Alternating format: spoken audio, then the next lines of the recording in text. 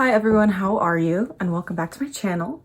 So I thought that what we would do is that we could start talking a little bit about Instagram and the trends on Instagram and the modern youth aesthetic. From what I've seen on YouTube, not a lot of people have really been deep diving into it.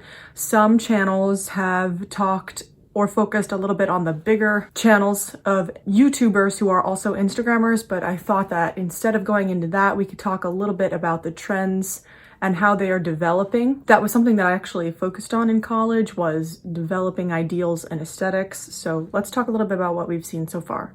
And then I thought we could also do a segment called This Week in Instagram, where we talk a little bit about things that suddenly are having a pattern that have developed specifically the week that I saw it in Instagram. So first thing to start, let's talk about what is an aesthetic.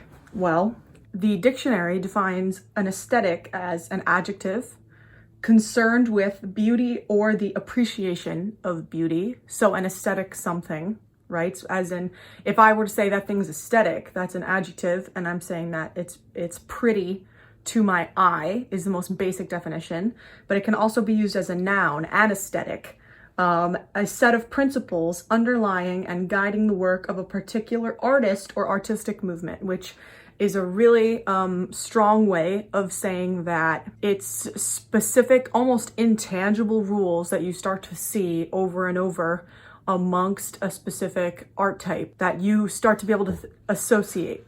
And for Instagram, it has become a certain set of rules and a certain set of specific titles for the youth.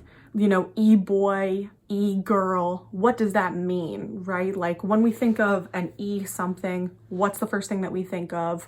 How would we describe this person, etc.? You know, a soft boy, a soft girl. These are all new age aesthetics that have been created specifically by younger Gen Y millennials or Gen Z. So and those are all aesthetics because they happen to have a repeat of the same thing over and over and over. Like amongst soft boys or soft girls, you might see pastel colors, you might see cloud motifs, you might see glitter, you might see just the essence of attempting to look beautiful but also maybe cute, right? The kawaii, for example, right? And by the way, there are some fantastic videos that go in deeper into what that means. I mean, it's just sort of a question of art and the travel of art through the ages, art history, right? How these aesthetics came to be is sort of part of a greater picture. But for this millennia age, I want to focus specifically on this year. We've seen the repeat of three things that I think have dictated the rise of certain aesthetics on Instagram, especially amongst the youth. One of them is meme culture. This is difficult to describe, okay?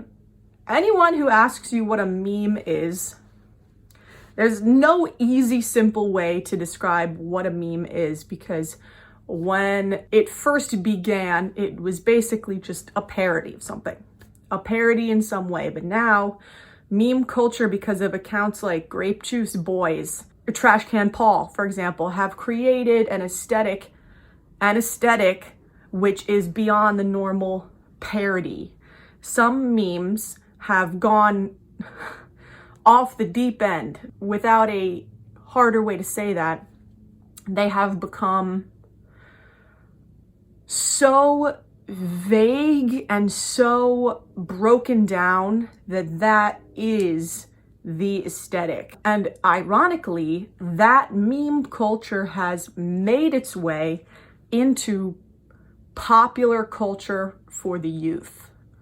That sort of nihilism and sort of vague parody of life at its basest form. The idea of calling someone trash, for example, oh, I'm trash, this self-deprecating aesthetic has come from meme culture breaking down everything to its basest components. The connection there has created an aesthetic.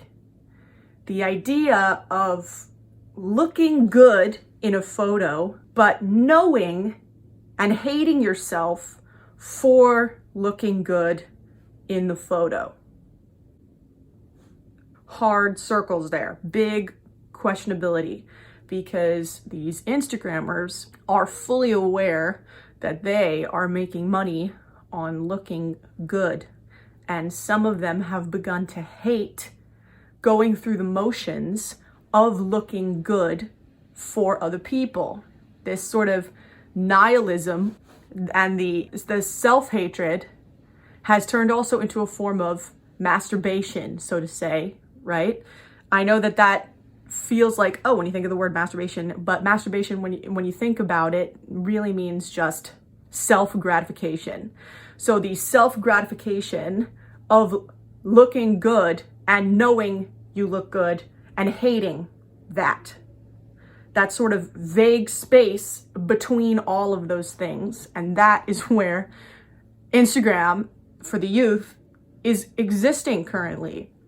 But these same people cannot lose their form of relatability. So it's created this horrible catch-22 of photos of people purposefully looking good, attempting to look bad.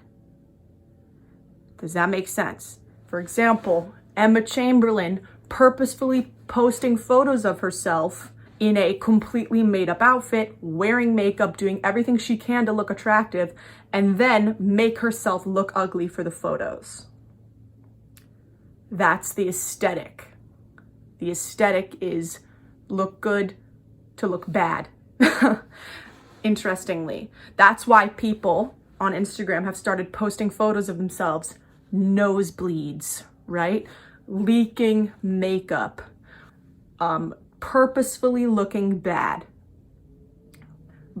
James Charles's infamous beaten up photo that people gave him for. Examples of looking good, looking bad on purpose. So now we have 3 circles. One of them is just looking good. And the second one is meme culture, as we've discussed.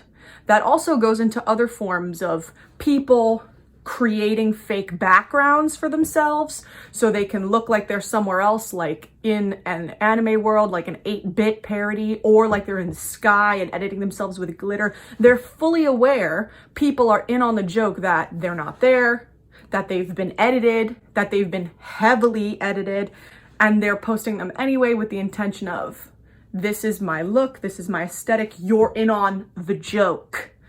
And the third circle is relatability. So these people can't lose their relatability in all of this, because otherwise they will lose their audience. So they hope that in looking good and then making themselves look bad, you will like them more.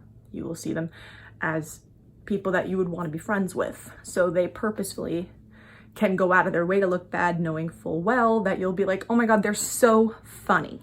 They're so funny when they do that. I love it when they post themselves going like this. I love it when they purposefully are like, oh my God, don't look at me, right? The new culture has made a lot of money on that sort of relatability aspect. You know, Tana Mojo, for example, is a perfect example of like, I'm done up perfectly, but also like I'm so fun, like you would want to be friends with me. That's the aesthetic, the aesthetic of the new age currently.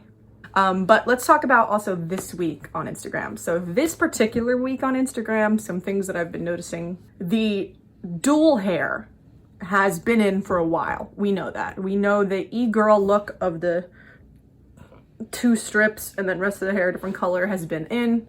I mean, even Jeffree Star did it at one point. It's been in, right? But this specific week, we've seen Air of Atticus, Bald Boy Blues, and we've seen Emma Chamberlain all do the dual chrome, black hair on top, blonde hair undercut underneath. Now, Air of Atticus had it first. It's interesting to say, but it's interesting that Emma Chamberlain posted it maybe 2-3 days ago, and then Bald Boy Blues posted it immediately after. There's such a resurgence of the goth emo look from the early 2000s, but it's been edited in such a way to be, again, almost a parody of itself in the way that it is copying but poking fun at stripes and posing like this and shaving your eyebrows. And the more that these looks are parodied, the more they come into fashion, because people begin to blur the lines between them being ridiculous and them being back in style, or being edited in such a way to re-put them back in style. For example, the evolution of goth into e-boy. Like, e-boys don't look like My Chemical Romance. They don't. They have a very specific look that belongs solely to them, but we can see the version 1, the Pokemon pre-evolution of how they originally looked and where they might have gotten the new look from. Same thing from, for example, Avril Lavigne, 1 stripe of pink hair moment, becoming the 2 stripes of pink hair moment from the e-girl generation. And who started that, it's hard to pinpoint, because I saw it and then everyone started doing it, so the lines became blurred. I think that's a strong example of where all this is coming from, for sure. So I just edited the entire video and I realized I completely forgot to make a point. So I just figured I would wrap this up here. So the point I was getting at is that I'm really excited to see what trends the post-apocalypse brings us, because I want to open a dialogue about how this happened, because we know for sure that trends don't just, come out of a hat, right? They have to come from somewhere. So pinpointing how and exactly why we got down the path that we did is always really interesting. And this video has been my personal opinion of how we arrived here and how meme culture has affected how we see ourselves and how we want others to see us, and what's the most profitable way to be seen by other people. So that's always really interesting. And if you have your own opinions, please feel free to share them, and I will be glad to look them up myself and see if I can form a theory based on them. I appreciate the comedy that some of these people are posting, because some of it actually is funny and helpful and takes your mind off of day-to-day life, which is probably another reason why this sort of posting style has came about. But again, only small-minded people will try to keep you from trying new styles, from expressing yourself in different ways, and being proud of that. So never be afraid to go ahead and do that. Just be aware when you're hopping on a trend, and don't let other people dictate your own originality. So be strong enough to be original, if that makes sense. I'm loving that there has been such a huge insurgence of people who have been coloring their own hair at home. I just wish that they would stay away from box dye, but that's besides the point. And it's always interesting to me when all of a sudden a trend pops up out of nowhere when everyone least expects it. So who will be next to undercut, bleach their hair? We'll have to stick around and find out. And as for my point on the photos and the tone of photos and such, I mean, I just picked as many accounts as I could, and in a short amount of time. I just was scrolling through Instagram for about an hour and a half, and those were the photos that I came across. So I'm sure you'll have your own opinions, and that's great. I love to hear opinions. Please leave them in the comments, and just, please be nice, but that's besides the point. Have a wonderful night, and I'll see you on the other side.